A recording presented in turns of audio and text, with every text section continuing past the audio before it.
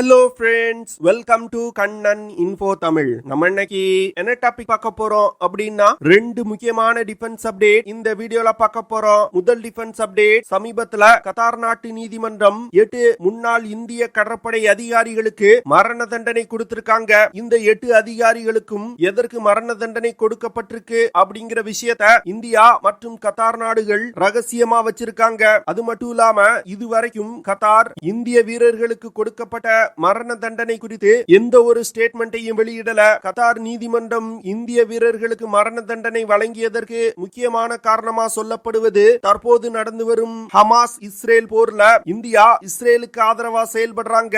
இதன் காரணமாக தான் கத்தார் இந்தியாவுக்கு நெருக்கடி கொடுப்பதற்காக இந்த 8 வீரர்களுக்கு மரண தண்டனை கொடுத்திருக்காங்க அப்படின்னு சொல்லப்படுது. இந்த சூழ்நிலையில கத்தாருடைய இந்த செயலை எதிர்த்து இந்தியாவால எதுவும் செய்ய முடியாது அப்படின்னு இதுநாள் வரைக்கும் டிஃபென்ஸ் எக்ஸ்பர்ட் சொல்லி வந்தாங்க. இதற்கு காரணம் கிட்டத்தட்ட 54% லிக்விஃபைட் நேச்சுரல் கேஸ கத்தார்ல இருந்து இந்தியா இறக்குமதி செய்யறாங்க.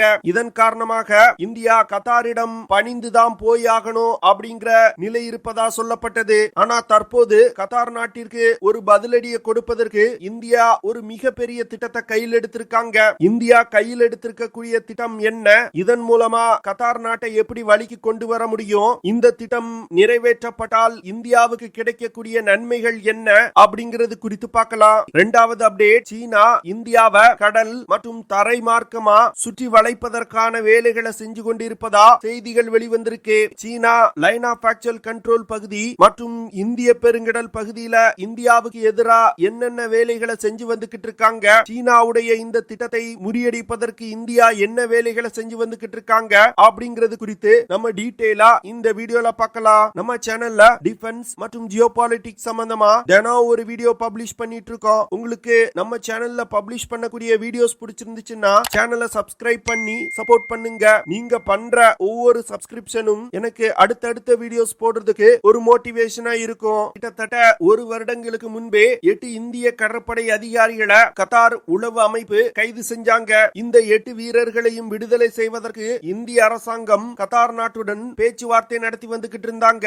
இந்த சூழ்நிலையில இன்னும் ஓரிரு மாதங்கள்ல 8 இந்திய கடற்படை அதிகாரிகளும் இந்தியாவுக்கு கொண்டு வரப்படுவாங்க அப்படின்னு அரசாங்கம் வீரர்களுடைய உறவினர்களுக்கு உறுதி கொடுத்திருந்தாங்க. ஆனா தற்போது கத்தார் நாட்டு நீதிமன்றம் இந்த 8 இந்திய கடற்படை வீரர்களுக்கும் மரண தண்டனை விதிச்சிருக்காங்க. அது மட்டும் இல்லாம இதுவரைக்கும் வீரர்களுக்கு அளிக்கப்பட்ட தீர்ப்போட நகல இந்திய அதிகாரிகளிடம் ஒப்படைக்கல. அது மட்டும் இல்லாம 8 வீரர்களுக்கு அளிக்கப்பட்ட மரண தண்டனை குறித்து கத்தார் எந்த ஒரு ஸ்டேட்மெண்ட்டையும் வெளியிடல. கத்தாருடைய இந்த செயல்பாட்டின் மூலமா இந்தியாவுக்கு வேணுமென்றே பிரச்சனை கொடுக்கணும் அப்படின்னு செயல்படுறாங்க அப்படிங்கிறது தெளிவா தெரியுது. கத்தாரோட இந்த செயல்பாட்டிற்கு காரணமா சொல்லப்படுவது இந்தியா தற்போது நடந்து வரும் இஸ்ரேல் ஹமாஸ் யுத்தத்துல இஸ்ரேலுக்கு சப்போர்ட் செய்வதுதான் அப்படின்னு டிஃபென்ஸ் எக்ஸ்பர்ட் சொல்றாங்க. ஏன்னா கத்தார் நாடு ஹமாஸ் இயக்கத்தோடு மிகவும் நெருங்கிய உறவை கொண்டிருக்காங்க. ஹமாஸ் இயக்கத்தோட முக்கிய தலைவர்கள் கத்தார் நாட்டுல தான் இருக்காங்க. அது மட்டும் இல்லாம ஹமாஸ் இயக்கத்திற்கு கத்தார் நாடு மிகப்பெரிய அளவுல நிதி உதவி செஞ்சு வந்துகிட்டு இருக்காங்க. இதன் காரணமாக தான் கத்தார் இந்தியாவுக்கு பிரச்சனை கொடுப்பதற்காக 8 இந்திய வீரர்களுக்கு மரண தண்டனை விதிச்சிருக்காங்க. இதே போன்ற ஒரு பிரச்சனை சில வருடங்களுக்கு முன்பு இந்தியாவுக்கு மலேசியாவுடன் வந்தது. அதாவது மலேசிய பிரதமர் ஜம்மு அண்ட் காஷ்மீர் விஷயம் குறித்து இந்தியாவுக்கு எதிராக ஐநா சபையில பேசினாரு. இதனை தொடர்ந்து மலேசியால இருந்து பாமாயில் இறக்குமதி செய்வதை இந்தியா நிறுத்தினாங்க. இந்தோனேஷியாவிடம் இருந்து அதிக அளவுல பாமாயில் இறக்குமதி செஞ்சாங்க. இந்தியா மலேசியால இருந்து பாமாயில் இறக்குமதி செய்வதை நிறுத்தியது மலேசியாவுக்கு மிகப்பெரிய அளவுல நெருக்கடி கொடுத்தது. அதே போன்ற ஒரு விஷயத்தை தற்போது கத்தார் நாட்டிடமும் இந்தியாவால செய்ய முடியும். அதாவது இந்தியா கத்தார் நாட்டில இருந்து LNG அப்படின்னு சொல்லப்படும் லிக்விஃபைட் நேச்சுரல் கேஸ பெருமளவுல இறக்குமதி செய்யறாங்க. போன பினான்சியல் இயர்ல மட்டும் இந்தியா 19.85 மில்லியன் டன் LNG இறக்குமதி செஞ்சிருக்காங்க. இதுல 10.75 மில்லியன் டன் LNG கத்தார் நாட்டிடம் இருந்து மட்டும் இந்தியா இறக்குமதி செஞ்சிருக்காங்க. அதாவது கிட்டத்தட்ட 54% LNG இந்தியா கத்தார் நாட்டிடம் இருந்து இறக்குமதி செஞ்சிருக்காங்க. கத்தார் தவிர UAE மற்றும் அமெரிக்காவிடம் இருந்தும் LNG இந்தியா இறக்குமதி செய்யறாங்க. ஆனா இந்தியாவுடைய பெரும்பான்மையான LNG தேவைய கத்தார் நாடு தான் பூர்த்தி செய்யறாங்க. இப்போ இந்தியா கத்தார் நாட்டிடம் இருந்து LNG இறக்குமதியை குறைச்சாங்கன்னா இந்தியால கேஸ் சிலிண்டர்களோட விலை அதிகரிக்கும். இது மக்களுக்கு மிகப்பெரிய நெருக்கடியை கொடுக்கும். அதனால இந்தியாவால இந்த விஷயத்தை செய்ய முடியாது அப்படின்னு கத்தார் கணக்கிட்டு தான் இந்தியாவுக்கு நெருக்கடி கொடுப்பதற்காக நமது வீரர்களுக்கு மரண தண்டனை கொடுத்திருக்காங்க. இந்த சூழ்நிலையில கத்தாருக்கு பதிலடி கொடுப்பதற்கு இந்தியா தற்போது ஒரு மிகப்பெரிய திட்டத்தை கையில் எடுத்து செயல்படுத்த இருக்காங்க. அதாவது மொசாம்பிக் நாட்டுடன் கிட்டத்தட்ட 20 பில்லியன் அமெரிக்க டாலர் மதிப்பிலான ஒரு மிகப்பெரிய திட்டத்தை இந்தியா செயல்படுத்த போறாங்க. மொசாம்பிக் நாட்டுல மிகப்பெரிய அளவுல எல்என்ஜி ரிசர்வ் கண்டுபிடிக்கப்பட்டிருக்கு. அந்த லிக்விஃபைட் நேச்சுரல் கேஸை எடுப்பதற்கு உலகின் பல நாடுகள் போட்டியிட்டு வந்துகிட்டு இருக்காங்க. குறிப்பா சொல்லணும் அப்படின்னா பிரான்ஸ், ஜெர்மனி போன்ற பல நாடுகள் போட்டியிட்டு வந்துகிட்டு இருக்காங்க. இந்த சூழ்நிலையில இந்தியாவும் மொசாம்பிக் நாட்டில இருந்து எல்என்ஜி எடுப்பதற்கு அந்த நாட்டுடன் 2021ல ஒரு மிகப்பெரிய ஒப்பந்தத்துல கையெழுத்திட்டாங்க. ஆனா மொசாம்பிக் நாட்டுல தீவிரவாத செயல்கள் பெருமளவுல சில வருடங்களுக்கு முன்பு அதிகரிக்க ஆரம்பிச்சது. இதனால அந்த நாட்டில இருந்து லிக்விஃபைட் நேச்சுரல் கேஸை எடுப்பதற்கு முனைப்பு காட்டிய நாடுகள் ப்ராஜெக்டை நிப்பாட்டி வச்சிட்டாங்க. இதனை தொடர்ந்து இந்தியாவும் மொசாம்பிக் நாட்டுல செய்யக்கூடிய ப்ராஜெக்டை நிறுத்தி வச்சிட்டாங்க. ஆனா தற்போது கத்தார் நாட்டுடன் ஏற்பட்டிருக்க பிரச்சனையை தொடர்ந்து Indian petroleum minister Hardeep puri Mozambique நாட்டிற்கு சுற்றுப்பயணம் போயிருக்காரு. இந்த சுற்றுப்பயணத்தின் போது இந்தியா மொசாம்பிக் நாட்டுல நிறுத்தி வச்சிருக்க திட்டத்தை ஆரம்பிப்பதற்கான வேலைகளை அவர் செஞ்சிருக்காரு. இந்த விஷயம் கத்தார் நாட்டிற்கு ஒரு மிகப்பெரிய பதிலடியை கொடுக்கும் அப்படின்னு எதிர்பார்க்கப்படுது. ஏன்னா உலகத்துல இருக்கக்கூடிய நேச்சுரல் கேஸ் ரிசோர்ஸ்ல 26.5% மொசாம்பிக் நாட்டுல இருக்கு. மொசாம்பிக் நாட்டுல கண்டுபிடிக்கப்பட்டிருக்க எல்என்ஜி ரிசர்வ் தான் உலகத்திலே 2வது மிகப்பெரிய எல்என்ஜி ரிசர்வ். அப்படி இருக்கும் பொழுது இந்தியாவால மொசாம்பிக் நாட்டில இருந்து அதிக அளவிலான எல்என்ஜிய இந்தியாவுக்கு கொண்டு வர முடியும். அது மட்டும் இல்லாம வரும் காலத்துல இந்தியாவுடைய எல்என்ஜி தேவை பெருமளவுல அதிகரிப்பதற்கு வாய்ப்பு இருக்கு. இதையும் கருத்தில் கொண்டுதான் இந்தியா இந்த திட்டத்தை செயல்படுத்துவதற்கு தற்போது முனைப்பு காட்டி வர்றாங்க. லிக்விஃபைட் நேச்சுரல் கேஸை எடுப்பதற்கு மொசாம்பிக் நாட்டுல இந்தியாவுக்கு 7500 ஹெக்டேர் நிலம் ஒதுக்கப்பட்டிருக்கு.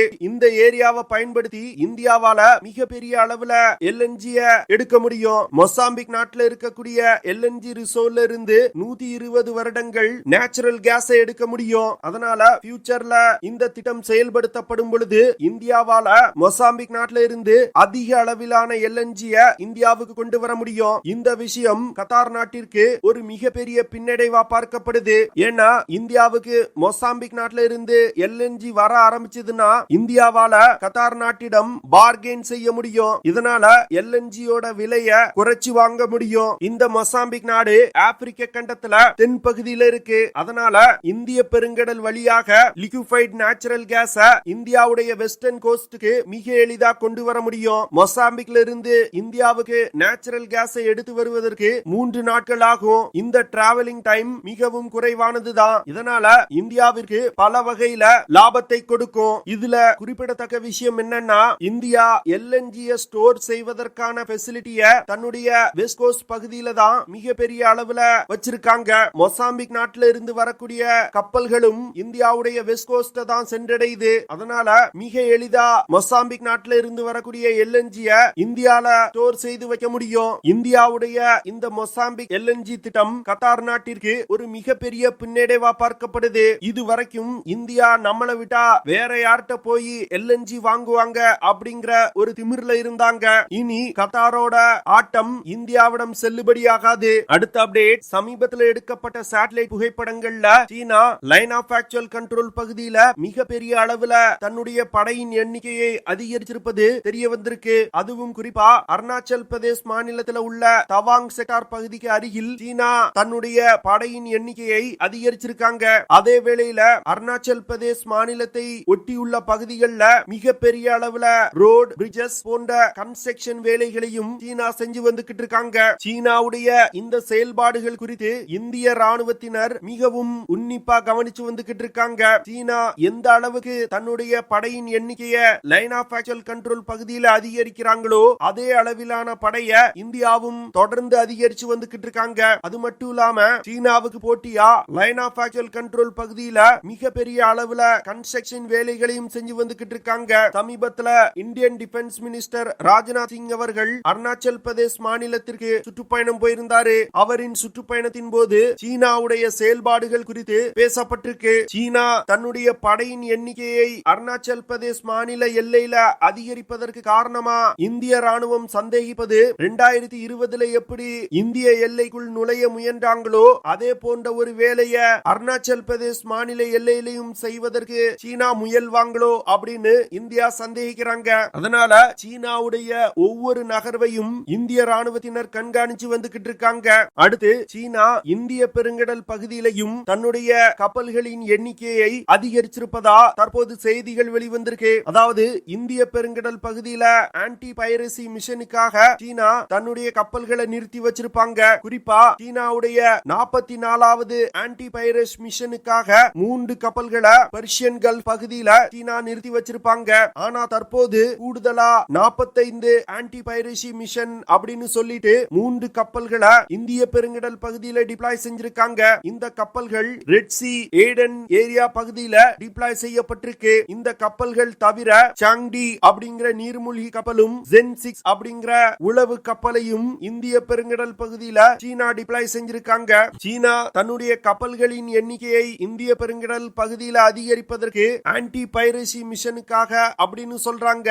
ஆனா இந்திய கடற்படை அதிகாரிகள் சீனாவுடைய இந்த செயல்பாடுகள் இந்தியாவுக்கு இந்திய பெருங்கடல் பகுதியில நெருக்கடி கொடுப்பதற்காக தான் அப்படின்னு சொல்றாங்க. அடுத்து சீனா பாகிஸ்தானுடைய கராச்சி துறைமுகத்துல சாங் கிளாஸ் நீர்மூழ்கி கப்பலை டிப்ளாய் செஞ்சிருக்காங்க. இந்த விஷயம் சீனா மற்றும் பாகிஸ்தான் கடற்படையோட நெருக்கத்தை காட்டுது. இந்த சாங் கிளாஸ் சப்மரீனை இலங்கை துறைமுகத்துல நிறுத்துவதற்கு சீனா திட்டமிட்டாங்க. ஆனா இந்தியா இலங்கைக்கு கொடுத்த அழுத்தத்தின் காரணமா அவங்க இந்த நீர்மூழ்கி கப்பலை நிறுத்தி வைப்பதற்கு மறுத்துட்டாங்க.